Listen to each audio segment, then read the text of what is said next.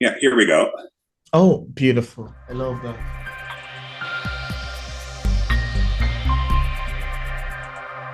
Hi there, viewers. Today, I'm joining a conversation with Blake Crash Prado, the author of Good Morning, Blake, Growing Up Autistic and Becoming Okay. It's a pleasure to have, Blake on the show. Welcome on the show, Blake. Well, thank you very much for having me. Yeah, it's a pleasure to finally have you on English Literature. And it's great to be here, and I really look forward to sharing my story with your viewers. Yeah, that's great. Blake, tell us about your memoir. You've written a memoir titled Good Morning, Blake, Growing Up Autistic and Becoming Okay. How does this book come about? What inspired this book? Well, I was diagnosed with autism at the age of 6. Oh, And wow. ever since then, it's been an absolutely incredible and at times bittersweet journey. And I Mm, felt like it was time to tell my story and hopefully pass on inspiration to other maybe struggling with their own autism. Maybe they have a loved one that's on the spectrum that's having a hard time. The goal it was to hopefully inspire others, and already I feel like I have. I'm kind of tooting my own horn, but the book has received almost entirely positive reviews already, and mm. I have received emails and messages from people that were inspired. Well, I actually saw the book on Amazon. I see the number of, feedbacks on it, and I was like, oh, wow, this is amazing.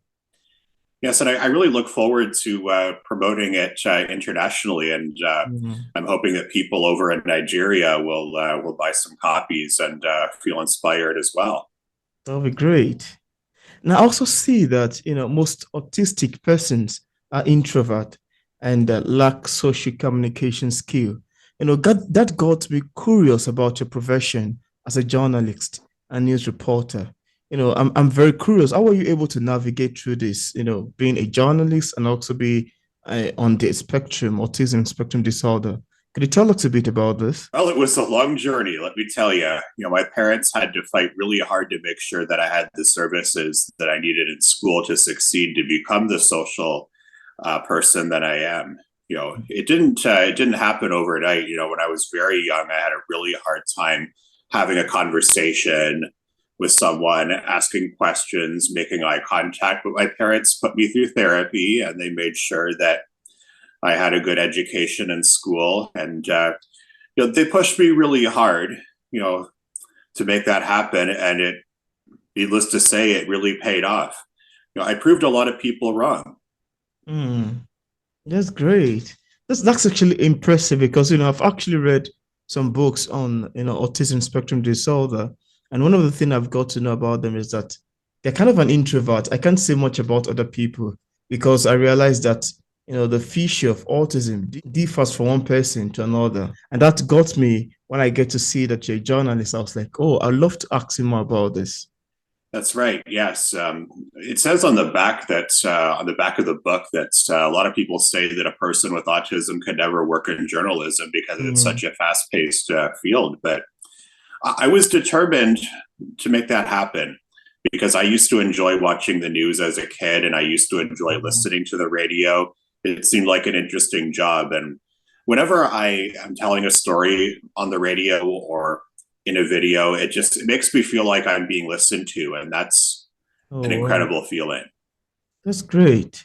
That's great. Also, as an autistic person, can you share with us some of the challenges you experienced growing up with autism and also some of the misconception that people have towards people with autism? Can you tell us more about this? Certainly.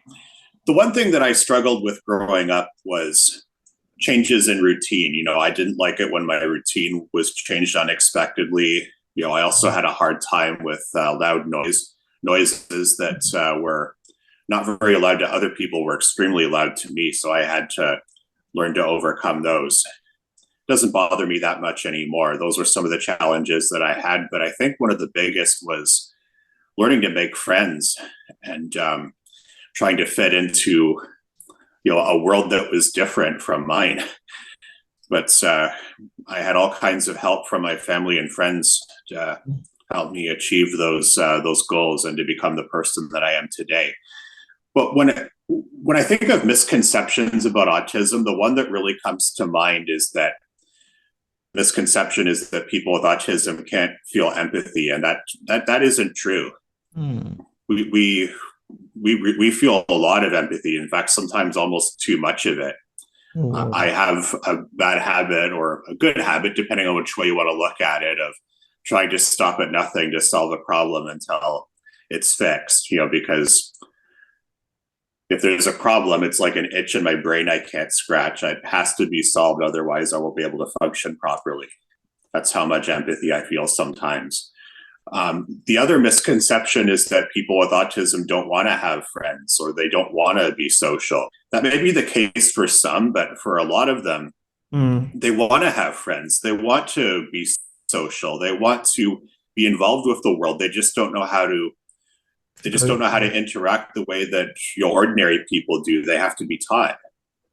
This is quite very enthralling and very interesting. And now, I also want to ask you, what do you think the society, should do concerning people with autism spectrum disorder? I'm just curious to get to hear your opinion about this. Well, I think that's both localized and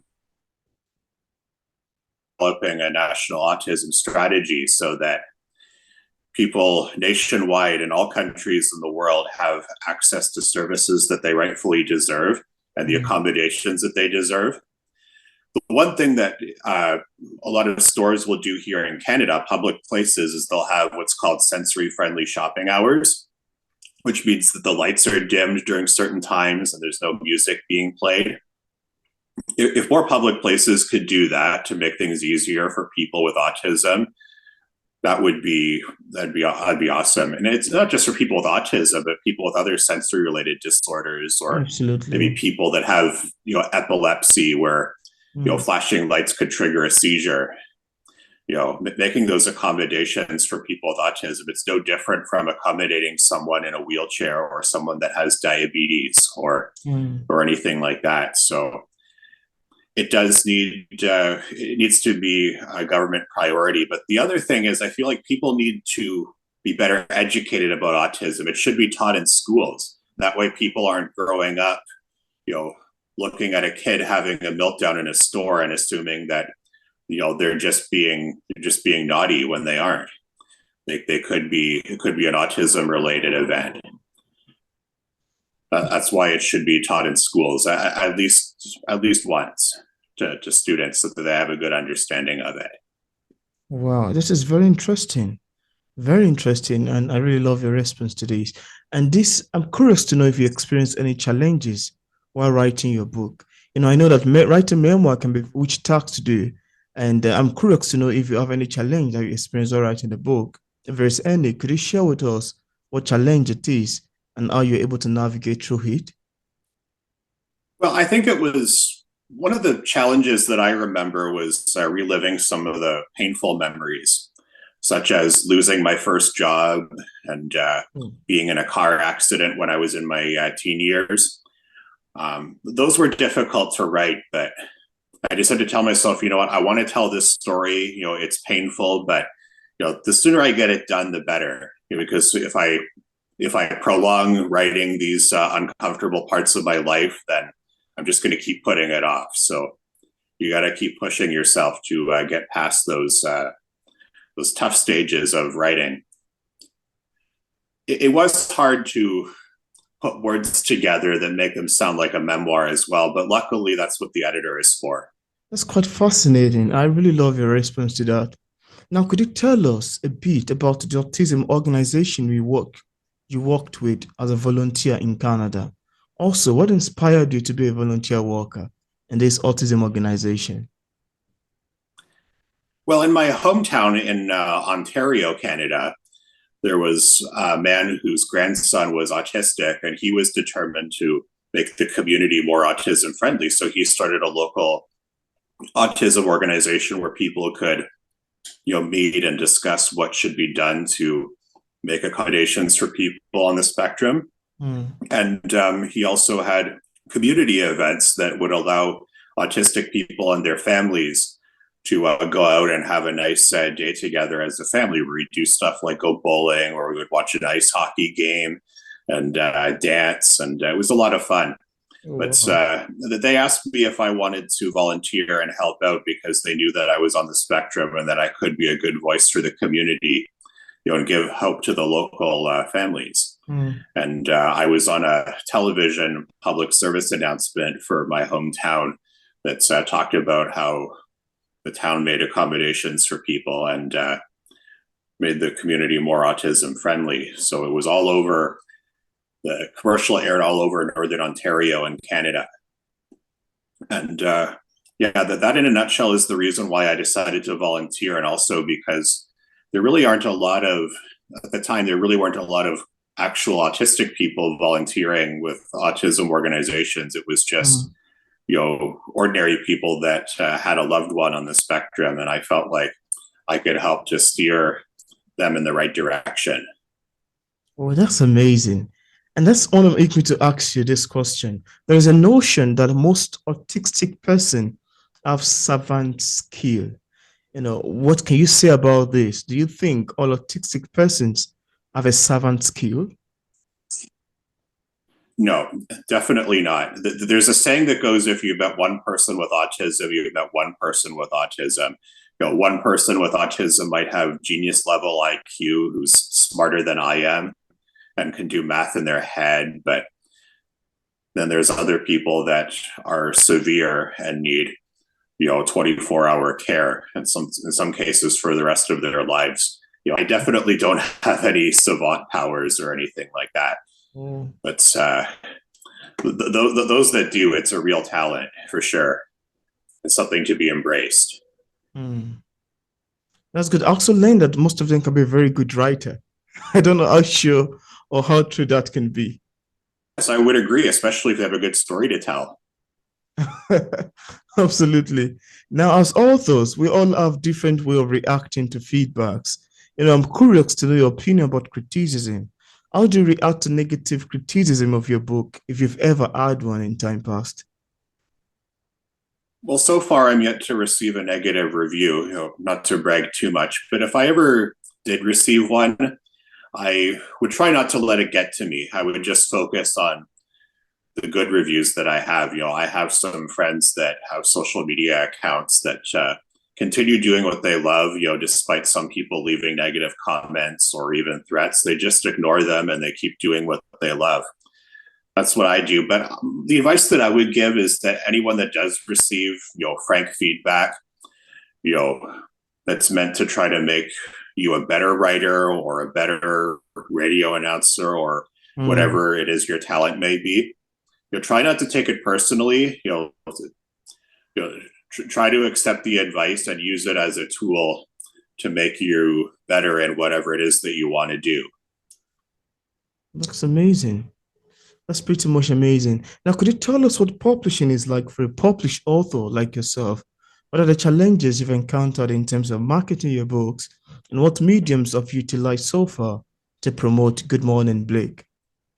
Well, we found a self-publisher that was willing to help us out pretty quickly with a good fee, and they were able to do the editing and stuff for us and make covers and everything. So the publishing wasn't really a challenge. I mean, certainly if we were going to do a traditional publishing route, it would have taken a lot longer. As for marketing, we've used social media. I've done various interviews like the one that we're doing right now. And that's about it in terms of marketing. We've also done some presentations. My mother is also my publicist, and Oh, wow. we did presentations for school boards and other autism organizations in hopes of increasing book sales. That's beautiful. That's quite amazing to know. Now, Blake, is there anything you would love to share with the viewers about your book that we couldn't mention in this interview and you'd love the viewers to know?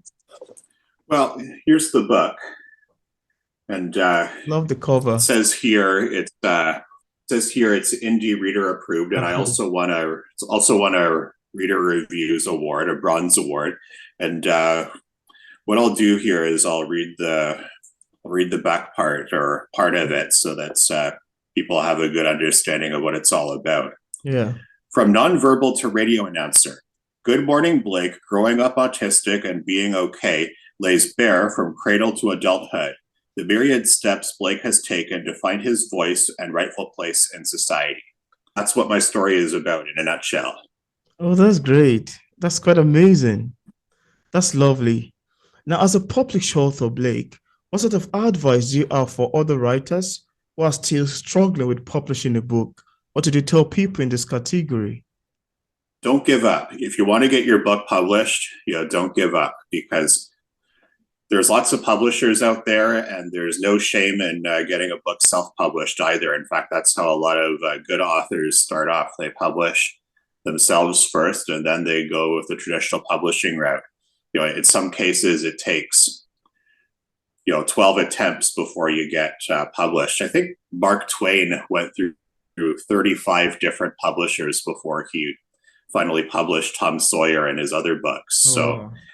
yeah, if you have to go through 50 publishers to get your book published, then so be it. But don't be afraid of self-publishing either. Yeah, it's a lot of work. I want to ask you, Blake, where can readers get a copy of your book in case people who are watching are interested? Well, it is available on Amazon, and it's also available on Barnes and Noble, Indigo Chapters, which is a Canadian chain. And if you Google the book, I'm sure you'll find lots of other distributors. But it is also available on the Apple Store as a ebook and as an audiobook. I just recently completed the audiobook Yeah, version of it, and I'm the narrator along with my mother and father who read their lines. that's great. And I was also going to commend you because I listened to a sample of the audio on Amazon and it was quite amazing. Thank you. Yeah. So for viewers who would love to get a copy of Good Morning Blake, Going Out Autistic and Being Okay, I left a link in the description part of this interview where you can get a copy directly on Amazon. I also left a link to Blake's website in the description part of this interview. Thank you very much, Blake, for accepting the invitation to be featured on Pinglish Literature. It's a pleasure having you on the show. Well, thank you very much for having me, and it was a pleasure to be here. And I would like to say to everyone, happy reading. Yeah, thank you.